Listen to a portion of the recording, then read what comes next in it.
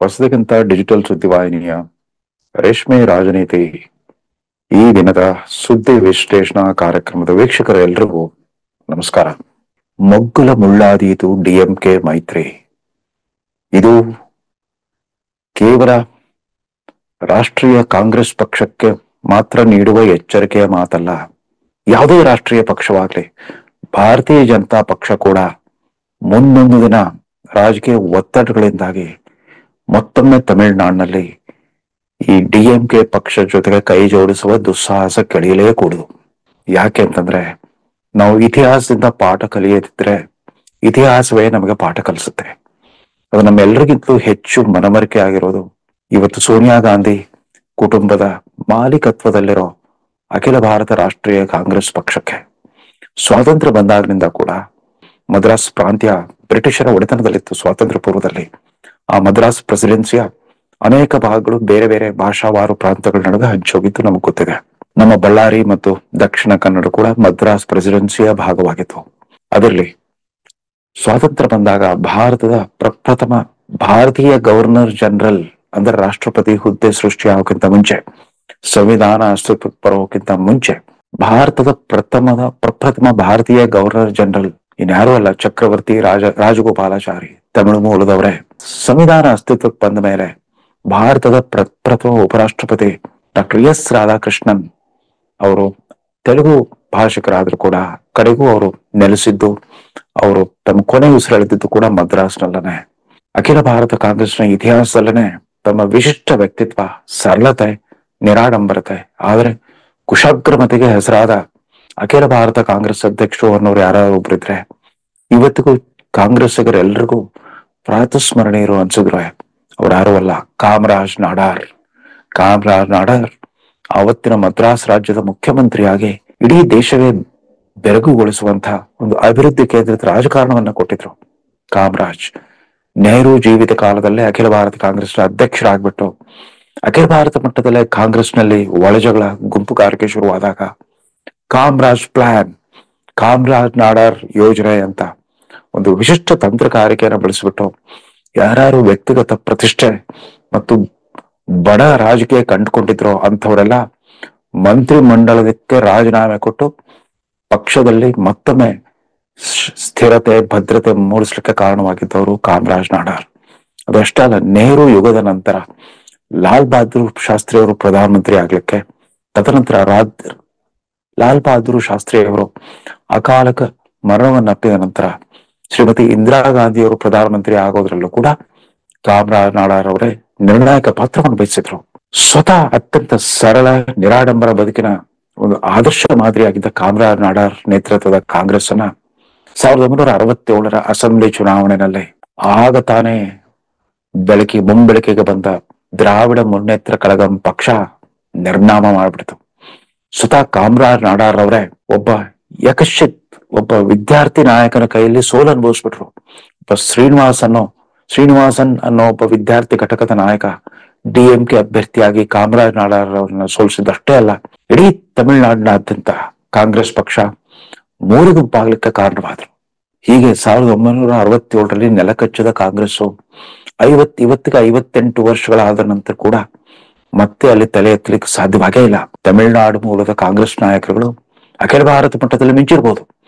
ಮೊದಲು ಇಂದಿರಾ ಗಾಂಧಿ ಮತ್ತು ರಾಜೀವ್ ಗಾಂಧಿ ಸಚಿವ ಸಂಪುಟದಲ್ಲಿ ಸದಸ್ಯರಾಗಿದ್ದ, ತದನಂತರ ರಾಷ್ಟ್ರಪತಿ ಸ್ಥಾನವನ್ನು ಅಲಂಕರಿಸಿದ ಆರ್ ವೆಂಕಟರಾಮನ್ ರವರಾಗ್ಲಿ, ರಾಜೀವ್ ಗಾಂಧಿ ಯುಗದ ನಂತರ ನಿರಂತರವಾಗಿ ಕಾಂಗ್ರೆಸ್ ಅಧಿಕಾರದಲ್ಲಿದ್ದಾಗಲೆಲ್ಲ ಮೇಲಿನ ಕ್ಯಾಬಿನೆಟ್ ಸಚಿವ ಸಂಪುಟದ 2 ಅಥವಾ 3ನೇ ಸ್ಥಾನದಲ್ಲಿದ್ದ ಹಣಕಾಸು ಸಚಿವ, ರಕ್ಷಣಾ ಸಚಿವ, ಗೃಹ ಸಚಿವ ಇತ್ಯಾದಿಯಾಗಿ ಮಹತ್ವದ ಹುದ್ದೆಗಳನ್ನು ಅಲಂಕರಿಸಿದ ಪಿ ಚಿದಂಬರಂ ರವರಾಗ್ಲಿ, ಯಾರೂ ಕೂಡ ಯಾವುದೇ ಕಾಂಗ್ರೆಸ್ ನಾಯಕರಿಗೆ ಮತ್ತೊಮ್ಮೆ ತಮಿಳುನಾಡಿನಲ್ಲಿ ಕಾಂಗ್ರೆಸ್ ಪಕ್ಷದ ಪುನಶ್ಚೇತನದ ಪ್ರಯತ್ನದಲ್ಲಿ ಯಶಸ್ವಿಯಾಗೋದು ಸಾಧ್ಯವಾಗಲೇ ಇಲ್ಲ. ಇವತ್ತೇನೇ ಇದ್ರೂ ಕೂಡ ಕಾಂಗ್ರೆಸ್ಸು ಅಲ್ಲಿ ಡಿಎಂಕೆ ಪಕ್ಷದ ಬಿ ಟೀಮ್ ತರ ಇದೆ. ಕಳೆದ ಲೋಕಸಭಾ ಚುನಾವಣೆಯಲ್ಲೂ ಕೂಡ ಅಷ್ಟೇ. ಇವತ್ತಿನ ತಲೆಮಾರಿನ ಡಿಎಂಕೆ ಮಾಲೀಕ ಅಂದ್ರೆ ಅಲ್ಲೂ ಕೂಡ ಡಿಎಂಕೆ ಇತರ ಸೆಕ್ಯುಲರ್ ಪಾರ್ಟಿಗಳ ತರ ಅದು ಕೂಡ ಕೌಟುಂಬಿಕ ಮಾಲೀಕತ್ವದ ಕವಿಮುಷ್ಟಿಯಲ್ಲಿ ಸಿಕ್ಕಾಕೊಂಡ್ಬಿಟ್ಟಿದೆ. ಎಂ.ಕೆ. ಸ್ಟಾಲಿನ್ನರ ಕೃಪಾ ಕಟಾಕ್ಷದಿಂದ ಕಾಂಗ್ರೆಸ್ಗೆ ಒಂದಿಷ್ಟು ಲೋಕಸಭಾ ಸ್ಥಾನಗಳು ಬಂದೇ ಅಷ್ಟೇ ಹೊರತು ಸ್ವಂತ ಸಾಮರ್ಥ್ಯದ ಮೇಲೆ ಮತ್ತೆ ಕಾಲು ಊರ್ಲಿಕ್ಕೆ ಸಾಧ್ಯವಾಗೇ ಇಲ್ಲ ಕಾಂಗ್ರೆಸ್ಗೆ. ಈ ರೀತಿ ತಮಿಳುನಾಡಿನನ್ನ ಅಖಿಲ ಭಾರತ ಕಾಂಗ್ರೆಸ್ನಂತ ಪುರಾತನ ಇತಿಹಾಸವುಳ್ಳ ಒಂದು ರಾಷ್ಟ್ರೀಯ ಪಕ್ಷದ ತಾತ್ವಿಕ ಸೈದ್ಧಾಂತಿಕ ಮನೋಧರ್ಮದಿಂದ ಸಂಪೂರ್ಣವಾಗಿ ಮುಕ್ತಗೊಳಿಸೋದಕ್ಕೆ ಕಾರಣವಾದವರು ಈ ದ್ರಾಮುಕ ಪಕ್ಷದ ವಿವಿಧ ತಲೆಮಾರುಗಳ ನಾಯಕರುಗಳು. ಅವರ ಸಿದ್ಧಾಂತ ಇಷ್ಟೇ, ಅವಳಿ ಸೂತ್ರ, ಒಂದು ಜಾತಿ ನಿಂದನೆ, ಮತ್ತೊಂದು ಭಾಷಾ ದ್ವೇಷ. ಸ್ವಾತಂತ್ರ್ಯ ಪೂರ್ವದಿಂದಲೇ ಅಲ್ಲಿ ಶುರುವಾದ ಬ್ರಾಹ್ಮಣ ವಿರೋಧಿ ಚಳವಳಿ, ಅದು ಮೊದಲು ದ್ರಾವಿಡ ಕಳಗಂ ಪಕ್ಷವಾಗಿತ್ತು, ತದನಂತರ ಅದು ದ್ರಾವಿಡ ಮುನ್ನೇತ್ರ ಕಳಗಂ ಪಕ್ಷವಾಯಿತು. 1967ರಲ್ಲಿ ಅಣ್ಣಾದೊರೈ ಎಂಬ ಮತ್ತೊಬ್ಬ ಅತ್ಯಂತ ಕ್ರಿಯಾಶೀಲ ಬರಹಗಾರ, ಸಾಹಿತಿಯೂ ಆಗಿದ್ದ ನಾಯಕರು ಮುಖ್ಯಮಂತ್ರಿ ಆದ್ರು. ಅವರಾದ ನಂತರ ಶುರುವಾದ ಕರುಣಾನಿಧಿ ಯುಗ ಸುಮಾರು 4 ದಶಕಗಳ ಕಾಲ ಇವತ್ತು ಕೂಡ ಕರುಣಾನಿಧಿ ಕುಟುಂಬದ ಒಂದು ಯಜಮಾನಿಕೆಯಲ್ಲಿನೇ ಆ ದ್ರಾವಿಡ ಮುನ್ನೇತ್ರ ಕಳಗಂ ಪಕ್ಷದ ಅಸ್ತಿತ್ವವನ್ನ ಪಡ್ಕೊಂಡ್ ಬಂದಿದೆ. ಇದ್ರ ಮಧ್ಯೆ 80ರ ದಶಕದ ಆರಂಭದಲ್ಲಿ ಕರುಣಾನಿಧಿಯವರಿಗೂ MG ರಾಮಚಂದ್ರನ್ ಅವ್ರಿಗೂ ಪರಸ್ಪರ ವೈಮನಸ್ಸು ಸೃಷ್ಟಿಯಾದಾಗ MG ರಾಮಚಂದ್ರನ್ ಇದೇ ಸಿದ್ಧಾಂತವನ್ನು ಇಟ್ಕೊಂಡು ತಮ್ಮದೇ ಪ್ರತ್ಯೇಕ ಆಲ್ ಇಂಡಿಯಾ ಅಣ್ಣಾ DMK ಅನ್ನೋ ಪಕ್ಷವನ್ನ ರಚಿಸಿಕೊಂಡ್ರು. ಎರಡೂ ಪಕ್ಷಗಳು ಪರಸ್ಪರ ವಿರೋಧಿಗಳು, ರಾಜಕೀಯ ಶತ್ರುಗಳು, ಆದ್ರ ಮೂಲ ಸಿದ್ಧಾಂತ ಒಂದೇ, ಜಾತಿ ನಿಂದನೆ ಮತ್ತು ಭಾಷಾ ದ್ವೇಷ. ಬ್ರಾಹ್ಮಣ ನಿಂದನೆಯನ್ನೇ ಒಂದು ಸಿದ್ಧಾಂತವನ್ನಾಗಿ ಅವರು ಮುಂದುವರ್ಸ್ಕೊಂಡು ಹೋಗ್ತಾ ಬಂದ್ರು, ಜನಮಾನಸದಲ್ಲಿ ಬಿತ್ತಾ ಬಂದ್ರು. ಅದೇ ರೀತಿ ರಾಷ್ಟ್ರೀಯ ಭಾಷೆಯಾಗಿ ಹಿಂದಿಯನ್ನು ವಿರೋಧಿಸಿತ್ತು. ಆ ಹಿಂದಿ ವಿರೋಧವನ್ನು ಕೂಡ ಒಂದು ರಾಜಕೀಯ ಸಿದ್ಧಾಂತವನ್ನಾಗಿ ಪೋಷಿಸ್ಕೊಂಡು ಬಂದ್ಬಿಟ್ಟಿದ್ದಾರೆ. ಹಿಂದಿಯನ್ನು ಯಾರು ಹೇರಲಿಲ್ಲ, ಅದು ಐತಿಹಾಸಿಕ ಕಾರಣಗಳಿಂದಾಗಿ ಹಿಂದಿ ಬಳಕೆ ಅದನ್ನ ಯಾವ ಸರ್ಕಾರವೂ ಹೇರಲಿಲ್ಲ. ಬಹುಪಾಲು ಈ ದೇಶದ ಜನ ಎಲ್ಲ ಹಿಂದಿ ಕಲ್ತಿದ್ರೆ ಅದು ಬಹುಶಃ ಹಿಂದಿ ಸಿನಿಮಾಗಳ ಮೂಲಕವೇ. ಮುಂಬೈ ಕೇಂದ್ರಿತ ಅಂದ್ರೆ ಬಾಲಿವುಡ್ ಅಂತ ನಾವು ಕರಿತೇವೆ ಅಲ್ಲ. ಸ್ವಾತಂತ್ರ್ಯದ ಆರಂಭದ ವರ್ಷಗಳೆಲ್ಲನೇ ಆವತ್ತಿನ ನಮ್ಮ ಸಂವಿಧಾನಕರ್ತರು, ಸ್ವಾತಂತ್ರ್ಯ ಹೋರಾಟಗಾರರು ಬಿತ್ತಿದ ಆದರ್ಶಗಳನ್ನೇ ಕಥೆಯಾಗಿಸಿಕೊಂಡು ಜನಮಾನಸದಲ್ಲಿ ಅಚ್ಚಳಿಯದ ಪ್ರಭಾವವನ್ನು ಬೀರಿದವರೆಲ್ಲ ಆ ಮುಂಬೈ ಚಿತ್ರರಂಗದ ಪ್ರತಿಭಾಶಾಲಿ ಕಲಾವಿದರು, ಸಂಗೀತಗಾರರು, ಹಿನ್ನೆಲೆ ಗಾಯಕರುಗಳು ಮತ್ತು ನಿರ್ದೇಶಕರುಗಳು. ನಮಗೆಲ್ಲ ಪ್ರಜಾಪ್ರಭುತ್ವ, ಸಮಾಜವಾದ, ಜಾತ್ಯತೀತತೆ ಇತ್ಯಾದಿ ಅನೇಕ ಆದರ್ಶಗಳ ಬಗ್ಗೆ ಮನವರಿಕೆ ಆಗಿದೆ ಹಿಂದಿ ಸಿನಿಮಾಗಳ ಮೂಲಕವೇ ಅಷ್ಟೇ ಹೊರತು ಅದರಿಂದಾಗಿ ಜನ ಬಳಕೆ ಕೂಡ ಜಾಸ್ತಿ ಆಯ್ತು. ಈ ಹಿಂದಿಯನ್ನು ವಿರೋಧಿಸೋದನ್ನೇ ಒಂದು ರಾಜಕೀಯ ಅಸ್ತ್ರವನ್ನಾಗಿ ಬಳಸ್ಕೊಂಡ ತಮಿಳುನಾಡಿನ ರಾಜಕಾರಣಿಗಳು, ದ್ರಾಮುಕ ಪಕ್ಷದ ರಾಜಕಾರಣಿಗಳು 1967-68ರಲ್ಲಿ ಅತ್ಯಂತ ಉಗ್ರ ರೂಪದ ಹಿಂದಿ ವಿರೋಧಿ ಚಳವಳಿಯನ್ನು ನಡೆಸಿದ್ರು. ಅದರ ಸಂಪೂರ್ಣ ರಾಜಕೀಯ ಲಾಭವನ್ನು ಪಡೆದ್ರು. ನಾನು 67-68ರಲ್ಲಿ ಬೆಂಗಳೂರಿನಲ್ಲಿ PUC ವಿದ್ಯಾರ್ಥಿ ಆಗಿದ್ದಾಗ ಬೆಂಗಳೂರಿಗೆ ಕೂಡ ಆ ಹಿಂದಿ ವಿರೋಧಿ ಚಳವಳಿಯ ತಾಪ ತಟ್ಟಿತ್ತು. ಅವತ್ತು ಕಪಾಲಿ ಸಿನಿಮಾ ಥಿಯೇಟರ್ನ ಉದ್ಘಾಟನೆಗೆ ಬಂದಿದ್ರು ಅವತ್ತಿನ ಕಾಂಗ್ರೆಸ್ ಸರ್ಕಾರದ ಉಪ ಪ್ರಧಾನಮಂತ್ರಿ ಮತ್ತು ಹಣಕಾಸು ಸಚಿವ ಮೊರಾರ್ಜಿ ದೇಸಾಯಿ ಅವರು ಮೆಜೆಸ್ಟಿಕ್ ಪ್ರದೇಶದ ಕಪಾಲಿ ಥಿಯೇಟರ್ ಉದ್ಘಾಟನೆಗೆ ಬಂದಾಗ ಈ ಹಿಂದಿ ವಿರೋಧಿ ಚಳವಳಿಗಾರರು ಉಗ್ರ ರೂಪದ ಹಿಂಸಾತ್ಮಕ ಪ್ರದರ್ಶನ ನಡೆಸಿಬಿಟ್ಟು ಲಾಠಿ ಚಾರ್ಜು ಮತ್ತು ಗಾಳಿಯಲ್ಲಿ ಗುಂಡು ಹೊಡೆಯುವ ಕಾರ್ಯಾಚರಣೆಗೆ ಕಾರಣವಾಗಿದ್ರು. ಇವತ್ತು ನೆನಪುಳಿದೆ, ಅಚ್ಚಳಿದಂತೆ ನನ್ನ ಮನಸ್ಸಿನಲ್ಲಿ ನೆನಪುಳಿದಿದೆ. ಇದರಿಂದ ಏನೂ ಆಗ್ಲಿಲ್ಲ. ಇಲ್ಲಿ ವಿಪರ್ಯಾಸ ಏನು ಅಂತಂದ್ರೆ, ಸ್ವಾತಂತ್ರ್ಯ ನಂತರ ದಕ್ಷಿಣ ಭಾರತ ಹಿಂದಿ ಪ್ರಚಾರ ಸಭಾ ಅದರ ಕೇಂದ್ರ ಕಚೇರಿ ಇದ್ದಿದ್ದು ಕೂಡ ಮದ್ರಾಸ್ನಲ್ಲೇ. ನಾವೆಲ್ಲ ಬಾಹ್ಯ ಪರೀಕ್ಷೆಗಳ ಮೂಲಕ ಪ್ರಥಮ, ಮಧ್ಯಮ, ರಾಷ್ಟ್ರಭಾಷಾ ಇತ್ಯಾದಿ ಪರೀಕ್ಷೆಗಳನ್ನ ತಗೊಂಡು ಪಾಸ್ ಮಾಡಿದ್ದು ಕೂಡ ಆ ದಕ್ಷಿಣ ಭಾರತ ಹಿಂದಿ ಪ್ರಚಾರ ಸಭಾದಿಂದನೇ. ಜೊತೆಗೆ ತಮಿಳುನಾಡಿನ ಜನ ನಿರ್ದಿಷ್ಟ ರಾಜಕೀಯ ಸಿದ್ಧಾಂತ ಏನೇ ಇರಲಿ, ಅವರು ಸ್ವಾತಂತ್ರ್ಯ ಪೂರ್ವದಲ್ಲೇ ದಿಲ್ಲಿಯ ಅಧಿಕಾರ ಗದ್ದಿಗೆಯ ಆಯಕಟ್ಟಿನ ಸ್ಥಾನದಲ್ಲಿ ಕೂತ್ಕೊಂಡ್ಬಿಟ್ರು. ರೈಲ್ವೆ ಇಲಾಖೆ, ನಾಗರಿಕ ಸೇವೆಗಳು ICS ಅಂತ ಕರಿತಾ ಇದ್ರು. IAS ಗಿಂತ ಪೂರ್ವದಲ್ಲಿ ಅನೇಕ ಜನ ICS ಅಧಿಕಾರಿಗಳು, ರೈಲ್ವೆ ಇಲಾಖೆ ಅಧಿಕಾರಿಗಳು, ಬ್ಯಾಂಕಿಂಗ್ ಇಲಾಖೆ ಅಧಿಕಾರಿಗಳು, ಅಂಚೆ ಮತ್ತು ತಂತಿ ಇಲಾಖೆ ಅಂತ ಕರಿತಾ ಇದ್ರು, ಪೋಸ್ಟ್ ಅಂಡ್ ಟೆಲಿಗ್ರಾಫ್ ಡಿಪಾರ್ಟ್ಮೆಂಟ್. ಅವೆಲ್ಲ ಇವತ್ತು BNT ಎಲ್ಲಾಗಿದೆ. ಅವೆಲ್ಲ ಆಯಕಟ್ಟಿನ ಜಾಗಗಳನ್ನ ಆಕ್ರಮಿಸಿಕೊಂಡವ್ರೆ ತಮಿಳುನಾಡಿನ ಜನ. ಯಾಕಂದ್ರೆ ಬದುಕಿಗಾಗಿ, ಹೊಸ ಬದುಕಿನ ಅನ್ವೇಷಣೆಗಾಗಿ ವಿವಿಧ ಭಾಷೆಗಳನ್ನ ಕಲ್ತರು. ಜೊತೆಗೆ ಇಂಗ್ಲಿಷ್ ಭಾಷೆಯಲ್ಲಿ ಪ್ರಭುತ್ವವನ್ನು ಸಾಧಿಸಿದ್ರು, ಹಿಂದಿಯನ್ನು ಕಲ್ತರು. ಎಷ್ಟರ ಮಟ್ಟಿಗೆ ಅಂತಂದ್ರೆ, ರಾಷ್ಟ್ರ ವಿಭಜನೆ ಆದಾಗ ಆವತ್ತಿನ ಜಮ್ಮು ಮತ್ತು ಕಾಶ್ಮೀರ ರಾಜ್ಯದ ಅಲ್ಲಿ ರಾಜ ಹರಿ ಸಿಂಗ್ ಡೋಗ್ರಾ ಮಹಾರಾಜರಿದ್ರು. ಅವರ ಆಸ್ಥಾನದ ಪ್ರಧಾನಮಂತ್ರಿ ಕೂಡ ಗೋಪಾಲ್ ಸ್ವಾಮಿ ಅಯ್ಯಂಗಾರ್, ತಮಿಳುನಾಡು ಮೂಲದ ಒಬ್ಬ ICS ಅಧಿಕಾರಿ. ಅವರೇ ಸಂವಿಧಾನದಲ್ಲಿ ಜಮ್ಮು ಕಾಶ್ಮೀರಕ್ಕೆ ವಿಶೇಷ ಸ್ಥಾನಮಾನ ನೀಡುವ ಆರ್ಟಿಕಲ್ 370 ಅದರ ರಚನೆಗೂ ಕೂಡ ಅವರೇ ಕಾರಣರಾಗಿದ್ರು. ಈ ರೀತಿ ಸ್ವಾತಂತ್ರ್ಯ ಪೂರ್ವದಿಂದನೇ ಇಡೀ ಭಾರತಾದ್ಯಂತ ಅಷ್ಟೇ ಅಲ್ಲ, ಇವತ್ತು ವಿಶ್ವದಲ್ಲೆಲ್ಲ ತಮಿಳುನಾಡಿನ ಪ್ರತಿಭಾಶಾಲಿ ಸಾಧಕರುಗಳು ಭಾರತದ ಪತಾಕೆಯನ್ನು ಎತ್ತಿಡಿದಿದ್ದಾರೆ. ಇವತ್ತು ಗೂಗಲ್ ಕಂಪನಿಯ ಮುಖ್ಯಸ್ಥ ಸುಂದರ್ ಪಿಚ್ಚೈ ಆಗ್ಲಿ, ಅದಕ್ಕೂ ಪೂರ್ವದಲ್ಲಿ ಪೆಪ್ಸಿಕೋಲಾ ಕಂಪನಿಯ ಮುಖ್ಯಸ್ಥೆ ಆಗಿದ್ದ ಇಂದ್ರಾ ನೂಯಿ ಆಗ್ಲಿ, ಅವರೆಲ್ಲ ತಮಿಳುನಾಡು ಮೂಲದವರು. ಇವತ್ತು ಟಾಟಾ ಕಂಪನಿ TCS ಕಂಪನಿಯ ಮುಖ್ಯಸ್ಥ ಚಂದ್ರಶೇಖರನ್ ಅವರು ಕೂಡ ತಮಿಳುನಾಡು ಮೂಲದವರು. ಇನ್ನೇನು ರಾಷ್ಟ್ರಪತಿನೇ ಆಗಬಹುದಾಗಿದ್ದ ನಿಕಟಪೂರ್ವ ಉಪರಾಷ್ಟ್ರಪತಿ, ಅಮೆರಿಕದ ನಿಕಟಪೂರ್ವ ರಾಷ್ಟ್ರಪತಿ ಕಮಲಾ ಹ್ಯಾರಿಸ್ ಕೂಡ ತಮಿಳು ಮೂಲದವರು.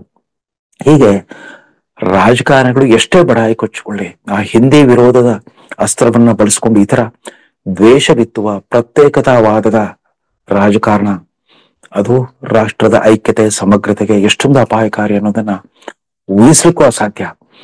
ನೋಡಿ ಎಂತ ವಿಪರ್ಯಾಸ ಅಂತಂದ್ರೆ, ತಾವು ಕಾಂಗ್ರೆಸ್ ಸರ್ಕಾರಗಳಲ್ಲಿ ಪ್ರಮುಖ ಹುದ್ದೆಗಳನ್ನ ಅನುಭವಿಸಿ ಗಣ್ಯಾತಿ ಗಣ್ಯರು ಅನ್ಸ್ಕೊಂಡ್ರು ಕೂಡ ಪಿ ಚಿದಂಬರಂತಹ ಹಿರಿಯ ರಾಜಕಾರಣಿಗಳು ಯಾರೂ ಕೂಡ ಬೇರು ಮಟ್ಟದಲ್ಲಿ ತಮ್ಮ ಪಕ್ಷಕ್ಕೆ, ತಮ್ಮ ಪಕ್ಷದ ತತ್ವ ಸಿದ್ಧಾಂತ, ವಿಶೇಷವಾಗಿ ಆ ರಾಷ್ಟ್ರೀಯತೆಯ ಪರಿಕಲ್ಪನೆಯನ್ನು ಪುನಃಸ್ಥಾಪಿಸುವಂತ ಯಾವುದೇ ಪ್ರಯತ್ನವನ್ನು ಮಾಡಲಿಲ್ಲ.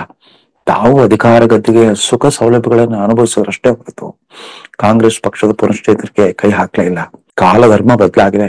ಕಳೆದ 11 ವರ್ಷಗಳ ಮೋದಿ ಯುಗದಲ್ಲಿ ಭಾರತೀಯ ಜನತಾ ಪಕ್ಷಕ್ಕೆ ಅಲ್ಲಿ ಬೇರುಗಳೇ ಇರಲಿಲ್ಲ. ಆದ್ರೂ ಕೂಡ ತಮಿಳುನಾಡು ಮೂಲದ ಇಬ್ರು ಪ್ರತಿಭಾಶಾಲಿ ನಾಯಕರಿಗೆ ಪ್ರಮುಖ ಖಾತೆಗಳನ್ನು ಕೊಟ್ಟು ಕೇಂದ್ರ ಸಚಿವರನ್ನಾಗಿ ಮಾಡಿದ್ರು. ಹಣಕಾಸು ಸಚಿವೆ ನಿರ್ಮಲಾ ಸೀತಾರಾಮನ್ ರವರಾಗ್ಲಿ, ವಿದೇಶಾಂಗ ಸಚಿವ ಜೈಶಂಕರ್ ರವರಾಗ್ಲಿ, ಅವರು ವೃತ್ತಿ ರಾಜಕಾರಣಿಗಳಲ್ಲ, ಅವರಲ್ಲಿದ್ದ ರಾಜಕೀಯ ಕುಶಾಗ್ರಮತೆ ಮತ್ತು ವಿಷಯ ಪರಿಣಿತಿಯಿಂದಾಗಿ ರಾಷ್ಟ್ರದ 2 ಪ್ರಮುಖ ಸಚಿವ ಹುದ್ದೆಗಳನ್ನು ಕೊಡೋದ್ರ ಮೂಲಕ ತಮಿಳುನಾಡಿನ ಜೊತೆಗೆ ಬಾಂಧವ್ಯವನ್ನ ಭದ್ರಪಡಿಸಿಕೊಳ್ಳುವ ಪ್ರಯತ್ನ ಮಾಡಿದ್ರು. ತಮಿಳುನಾಡಿನ ಅಸೆಂಬ್ಲಿ ಚುನಾವಣೆ, ಲೋಕಸಭಾ ಚುನಾವಣೆ ಇತ್ಯಾದಿ ಒಂದೇ ಒಂದು ಸ್ಥಾನ ಬರದೇ ಇದ್ರು ಕೂಡ ತಮಿಳುನಾಡು ಭಾರತೀಯ ಜನತಾ ಪಕ್ಷದ ರಾಜ್ಯಾಧ್ಯಕ್ಷರಾಗಿರೋ ಮೊದಲು ಕರ್ನಾಟಕ ಕೇಡರ್ನ IPS ಅಧಿಕಾರಿಯಾಗಿದ್ದ ಅಣ್ಣಾಮಲೈ ಇವತ್ತು ಅಭಿಮನ್ಯುವನಂತೆ ಈ DMKಯ ನಾಯಕ ಸ್ಟಾಲಿನ್, ಮುಖ್ಯಮಂತ್ರಿ ಸ್ಟಾಲಿನ್ ರವರ ಈ ಪ್ರತ್ಯೇಕತಾವಾದಿ ರಾಜಕಾರಣದ ವಿರುದ್ಧ ಏಕಾಂಗಿ ಹೋರಾಟವನ್ನೇ ಶುರು ಮಾಡಿದ್ದಾರೆ. ಒಂದು ತಾತ್ವಿಕ ಸಮರವನ್ನೇ ನಡೆಸ್ತಾ ಇದ್ದಾರೆ. ಮೊದಲು ಇವರದು ರಾಷ್ಟ್ರೀಯ ಶಿಕ್ಷಣ ನೀತಿಗೆ ವಿರೋಧ, ತ್ರಿಭಾಷಾ ಸೂತ್ರಕ್ಕೆ ವಿರೋಧ, ತೆರಿಗೆ ಹಂಚಿಕೆ ವಿಚಾರದಲ್ಲಿ ಇಲ್ಲದ ತಕರಾರು, ಇದುವರೆಗೂ ಎಂದು ಕಂಡು ಕೇಳಿರದಂತ ತಕರಾರುಗಳು, ಹೆಜ್ಜೆ ಹೆಜ್ಜೆಗೂ ಕೂಡ ತಮ್ಮ ಮೋದಿ ವಿರೋಧಿ ರಾಜಕಾರಣವನ್ನ ಉತ್ತರ ಭಾರತ ದಕ್ಷಿಣ ಭಾರತ ಅಂತ ಒಂದು ವಿಭಜಕ ಮನಸ್ಥಿತಿಯ ರಾಜಕಾರಣವನ್ನ ಮಾಡ್ಲಿಕ್ಕೆ ಹೊರಟಿದ್ದಾರೆ. ನಮ್ಮವರೇ ಆದ ಮಲ್ಲಿಕಾರ್ಜುನ್ ಖರ್ಗೆ ಅವರೇ ಅಖಿಲ ಭಾರತ ಅಧ್ಯಕ್ಷರಾಗಿರೋ ಕಾಂಗ್ರೆಸ್ ಪಕ್ಷದ ನಾಯಕರೆಲ್ಲ ಅರ್ಥಕೋಬೇಕು, ಈ ಹಿಂದಿ ವಿರೋಧ ನೀತಿ ಅಥವಾ ರಾಷ್ಟ್ರೀಯ ಶಿಕ್ಷಣ ನೀತಿಯ ವಿರೋಧ ಇತ್ಯಾದಿಗಳೆಲ್ಲ ಕಾಂಗ್ರೆಸ್ ಪಕ್ಷದ ಪತನಕ್ಕೆ ಕಾರಣವಾಗಿದ್ದು ಒಂದ್ ಕಾಲದಲ್ಲಿ ತಮಿಳುನಾಡಿನಲ್ಲಿ ಅಂತ. ಈ ಹಿಂದಿ ವಿರೋಧಿ ಅಂದ್ರೆ ಜಾತಿ ನಿಂದನೆ, ಬ್ರಾಹ್ಮಣ ವಿರೋಧಿ ಮತ್ತು ಭಾಷಾ ವಿರೋಧಿ ನೀತಿ ಮೂಲಕವೇ ಕಾಂಗ್ರೆಸ್ ಪಕ್ಷದ ಆ ರಾಷ್ಟ್ರೀಯತೆಯ ಪ್ರಜ್ಞೆಯನ್ನೇ ನಿರ್ನಾಮ ಮಾಡ್ಬಿಟ್ರು ಈ ದ್ರಾಮುಕ್ ಪಕ್ಷದವರು. ಹೋಗ್ಲಿ, ಉಳಿದಂತೆ ವ್ಯಕ್ತಿಗತ ಮಟ್ಟದಲ್ಲಿ ಯಾವುದೋ ಆದರ್ಶಪ್ರಾಯವಾದ ಮಾದರಿಗಳಾದ್ರೆ ಇಲ್ಲ. ಕುಟುಂಬ ರಾಜಕಾರಣ, ಸ್ವಜನ ಪಕ್ಷಪಾತ, ವಂಶಪಾರಂಪರ್ಯ ಯಜಮಾನಿಕೆಯ ಮೂಲಕ ರಾಷ್ಟ್ರದ ಹಲವಾರು ಭ್ರಷ್ಟಾಚಾರದ ಪ್ರಕರಣಗಳಲ್ಲಿ ಈ ಕರುಣಾನಿಧಿ ಕುಟುಂಬದ ಹೆಸರು ಬಂತು. UPA ಸರ್ಕಾರಕ್ಕೆ ಕಳಕ್ಕ ಬಂದಿದ್ದೇ ಈ DMK ಪಕ್ಷದ ಪ್ರತಿನಿಧಿಗಳಿಂದಾಗಿ. ಇದನ್ನು ಕಾಂಗ್ರೆಸ್ಸಿಗರು ಮರಿಬಾರದು. ಅದೆಲ್ಲೋ ಸಿದ್ದರಾಮಯ್ಯ ಇವತ್ತು ತಮ್ಮ ನಾಯಕ ರಾಹುಲ್ ಗಾಂಧಿಯವರ ಮನಸ್ಥಿತಿಯನ್ನು ಅರ್ಥಕೊಂಡ್ಬಿಟ್ಟು DMK ಅನುಕರಣೆ ಮಾಡ್ಲಿಕ್ಕೆ ಹೊರಟಿದ್ದಾರೆ. ಅದು ಖಂಡಿತವಾಗೂ ಇದುವರೆಗೂ ಕೂಡ ಸಾಮಾಜಿಕ ನ್ಯಾಯ ಮತ್ತು ಅಧಿಕಾರ ವಿಕೇಂದ್ರೀಕರಣ ಅದಷ್ಟೇ ಇಲ್ಲ, ಹೈಟೆಕ್ ಆರ್ಥಿಕ ವ್ಯವಸ್ಥೆಯಲ್ಲೂ ಕೂಡ ದೇಶಕ್ಕೆ ಮಾದರಿಯಾಗಿ ಬಂದಿರೋ ಕರ್ನಾಟಕ, ಅಭಿವೃದ್ಧಿ ಕೇಂದ್ರದ ರಾಜಕಾರಣವನ್ನು ಮಾಡ್ತಾ ಬಂದಿರೋ ಕರ್ನಾಟಕಕ್ಕೆ DMK ಎಂದೆಂದೂ ಅನುಕರಣೀಯ ಮಾದರಿ ಆಗಬಾರ್ದು. ಅದು ಇವತ್ತು ನೀವು ಕಾಂಗ್ರೆಸ್ ಪಕ್ಷದ ಅತ್ಯಂತ ಪ್ರತಿಷ್ಠಿತ ನಾಯಕರಲ್ಲಿ ಒಬ್ಬರಾಗಿದ್ದೀರಿ. ಒಂದು ರಾಜ್ಯದ ಮುಖ್ಯಮಂತ್ರಿ ಆದ್ರೂ ಕೂಡ ರಾಷ್ಟ್ರ ಮಟ್ಟದಲ್ಲಿ ಸಿದ್ದರಾಮಯ್ಯನವ್ರಿಗೆ ಒಂದು ಜನಮಾನಸದಲ್ಲಿ ಒಂದು ಸ್ಥಾನ ಈಗಾಗಲೇ ಸೃಷ್ಟಿಯಾಗಿದೆ. ಅದರಿಂದಾಗಿ ದಯವಿಟ್ಟು ಈ DMK ಮುಖ್ಯಮಂತ್ರಿ ಕಳಿಸಿರುವ ಪತ್ರದ ಬಗ್ಗೆ ಮತ್ತೊಮ್ಮೆ ಒಂದು ಸಾಮೂಹಿಕ ಚರ್ಚೆಯನ್ನು ನಡೆಸಿ ನಿಮ್ಮ ಮಂತ್ರಿ ಸಹೋದ್ಯೋಗಿಗಳೊಂದಿಗೆ, ನಿಮ್ಮ ಶಾಸಕರೊಂದಿಗೆ, ನಿಮ್ಮದೇ ಪಕ್ಷದ ಹಿರಿಯ ನಾಯಕರುಗಳೊಂದಿಗೆ ಚರ್ಚೆ ಮಾಡಿಬಿಟ್ಟು ಮುಂದೆ ಹೆಜ್ಜೆ ಇಡಿ. ಇದ್ರೆ ಈ ಇವತ್ತಿನ 21ನೇ ಶತಮಾನದಲ್ಲಿ ಡಿಜಿಟಲ್ ತಂತ್ರಜ್ಞಾನದ ಮೂಲಕ ಯಾರು ಯಾವ ಭಾಷೆಯನ್ನಾದ್ರೂ ಕಲಿಬಹುದು. ತಮಗೆ ನೆನಪಿರಲಿ, ಸ್ವಾತಂತ್ರ್ಯ ಸಂಗ್ರಾಮದ ಅತ್ಯಂತ ಸರ್ವಶ್ರೇಷ್ಠ ನಾಯಕರಾದ ಗಾಂಧೀಜಿಯವರು ಕೂಡ ಹಿಂದಿ ಮಾತೃಭಾಷೆ ಆಗಿರಲಿಲ್ಲ. ಸಂವಿಧಾನ ರಚಿಸಿದ ಅಂಬೇಡ್ಕರ್ ಅವರು ಕೂಡ ಹಿಂದಿ ಮಾತೃಭಾಷೆ ಆಗಿರಲಿಲ್ಲ. ನರೇಂದ್ರ ಮೋದಿ ಮಾತೃಭಾಷೆಯೂ ಅಲ್ಲ ಅದು. ಮತ್ತಿತರ ಭಾರತದ ಇವತ್ತು ಹಿಂದಿ ಚಿತ್ರರಂಗದಲ್ಲಿ ಪ್ರತಿಭಾಶಾಲಿಯಾಗಿ ಯಶಸ್ಸಿನ ಉತ್ತುಂಗಕ್ಕೆ ಇರುವ ಅನೇಕ ಕಲಾವಿದರ ಮಾತೃಭಾಷೆ ಕೂಡ ಹಿಂದಿ ಆಗಿರಲಿಲ್ಲ. ಆದ್ರೆ ಆಧುನಿಕ ಯುಗದಲ್ಲಿ ಒಂದು ಸಂಪರ್ಕ ಭಾಷೆಯಾಗಿ ಅವ್ರನ್ನ ಹಿಂದಿ ಭಾಷೆಯನ್ನು ಬಳಸಿದ್ರಷ್ಟೇ ಹೊರತು ಆ ಭಾಷೆಯನ್ನು ದ್ವೇಷಿಸೋದ್ರ ಮೂಲಕ ನಿಮ್ಮದೇ ಜನಸಾಮಾನ್ಯರನ್ನ ನೀವು ರಾಷ್ಟ್ರದ ಮುಖ್ಯವಾಹಿನಿಯಿಂದ ಪ್ರತ್ಯೇಕಗೊಳಿಸ್ತಾ ಇದ್ದೀರಿ. ಹೀಗಾಗ್ಕೂಡ್ದು. ಹಿಂದಿ ಚಿತ್ರರಂಗದ ನಾನು ಮತ್ತೊಮ್ಮೆ ಪುನರುಚ್ಚಾರ ಮಾಡಬೇಕಾಗಿದೆ. ಸುಮಾರು 6 ದಶಕಗಳ ಕಾಲ ಹಿಂದಿ ಚಿತ್ರರಂಗದ ಹೀರೋಯಿನ್ಗಳೆಲ್ಲರೂ ಕೂಡ ತಮಿಳುನಾಡು ಮೂಲದವರೇ ಆಗಿದ್ರು. ವೈಜಯಂತಿ ಮಾಲಾರಿಂದ ಹಿಡಿದು ರೇಖಾ ಶ್ರೀದೇವಿ ಅವರದು ಕೂಡ, AR ರೆಹಮಾನ್ ಮತ್ತು ಮಣಿರತ್ನಂ ಹಿಂದಿ ಚಿತ್ರರಂಗಕ್ಕೆ ಒಂದು ಹೊಸ ಹೊಳಪನ್ನು ತಂದುಕೊಟ್ಟವರು. ಹಿಂದಿ ಚಿತ್ರರಂಗ ಬೆಳವಣಿಗೆ ಕಾರಣವಾಗಿದ್ದೆ ಮದ್ರಾಸ್ನಲ್ಲಿದ್ದ ಜಮಿನಿ ಸ್ಟುಡಿಯೋ, AVM ಸ್ಟುಡಿಯೋಗಳು. ಈ ರೀತಿ ಅಲ್ಲಿನ ರಾಜಕಾರಣಿಗಳ ಆರ್ಭಟವೇ ಬೇರೆ, ಆ ಜನಸಾಮಾನ್ಯರ ಸೂಕ್ಷ್ಮತೆಯೇ ಬೇರೆ. ನಮ್ಮ ತಮಿಳು ಬಾಂಧವರು ಇವತ್ತು ಅಭಿವೃದ್ಧಿ ಸೂಚ್ಯಂಕದಲ್ಲಿ ಅತ್ಯುನ್ನತ ಸ್ಥಾನದಲ್ಲಿದ್ದೆ ತಮಿಳುನಾಡು. ಅಲ್ಲಿನ ಜನ ಶ್ರಮಜೀವಿಗಳು, ಬುದ್ಧಿವಂತರು, ಪ್ರತಿಭಾಶಾಲಿಗಳು, ಕ್ರಿಯಾಶಾಲಿಗಳು. ಇವತ್ತು ಒಬ್ಬರಾದ್ಮೇಲೆ ಒಬ್ರು ವಿಶ್ವ ಚೆಸ್ ಚಾಂಪಿಯನ್ಗಳಾಗ್ತಾ ಇದ್ದಾರೆ. ಹೊಸ ತಳಿಯ ಇನ್ನು ಎಳೆಯ ವಯಸ್ಸಿನ ಯುವಕರುಗಳೆಲ್ಲ ವಿಶ್ವ ಚಾಂಪಿಯನ್ಗಳಾಗ್ತಾ ಇದ್ದಾರೆ. ಆ ತಮಿಳುನಾಡಿನ ಅಂತಃಸತ್ವವನ್ನ ನಾಶ ಮಾಡುವಂತ ಈ ಪ್ರತ್ಯೇಕತಾವಾದಿ ಸಿದ್ಧಾಂತವನ್ನ ಧಿಕ್ಕರಿಸಿ ಸಿದ್ದರಾಮಯ್ಯನವರು ಕರ್ನಾಟಕದಲ್ಲಾದ್ರೂ ಕಾಂಗ್ರೆಸ್ ಪಕ್ಷವನ್ನ ಉಳಿಸಿ, ಭಾರತದಾದ್ಯಂತ ಕಾಂಗ್ರೆಸ್ ಪಕ್ಷದ ಅದೊಂದು ರಾಷ್ಟ್ರೀಯತೆಗೆ ಸ್ವಲ್ಪ ಮಟ್ಟಿಗೆ ಆದ್ರೂ ಸಾಂಕೇತಿಕವಾಗಿ ಆದ್ರೂ ಬದ್ಧವಾಗಿತ್ತು ಕಾಂಗ್ರೆಸ್ ಪಕ್ಷ. ಅದನ್ನು ಬಿಟ್ಕೊಡ್ಬೇಡಿ ಅಂತ ಅರಿಕೆ ಮಾಡ್ಕೊಳ್ತೀವಿ. ಸಂಚಿಕೆ ಮುಗಿಸ್ತಾ ಇದ್ದಾರೆ. ನಮಸ್ಕಾರ.